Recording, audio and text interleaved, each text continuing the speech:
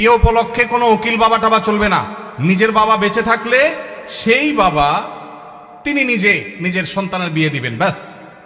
মেয়ের অনুমতি বাবা আনতে যাবেন। জাজ্জল্যমান বাবা উপস্থিত, আগাগোড়া 5 হাতি বাবা আছে, এরপরও দেখা যায় আরেকজন উকিল বাবা সেজে সেখানে নাটক করতে যায় অনুমতি আনার জন্য। এই নাটক করা জায়েজ নাই, পরিষ্কারভাবে হারাম। পর্দাহীনতার কারণে বিশেষ করে গায়রে মাহরাম কেউ যখন উকিল বাবা সাজে, ওই মেয়ে সারা জীবন তারে বাপ বাপ ডাকে, খানা খাওয়ায়। এটা আমাদের সামাজিক মানে একটা কুসংস্কার বলতে পারেন, এর সাথে ইসলামের কোনো সম্পর্ক। যুবকরা বিয়েতে কোনো উকিল বাবা যেন না থাকে। মুরব্বীরা যারা যারা যার যার বিয়ের উকিল বাবা আছেন, আল্লাহর হস্তে বাবাগিরি ছেড়ে তওবা করে আল্লাহর কাছে চলে আসেন, চেষ্টা করবেন তো ইনশাআল্লাহ। এই উকিল বাবার নাম দিয়া পর্দাহীনতা 2 নম্বরই হাজারটা জিনিস হয়। নিজের বাবারই খবর নাই, কিসের আবার উকিল বাবা। হ্যাঁ,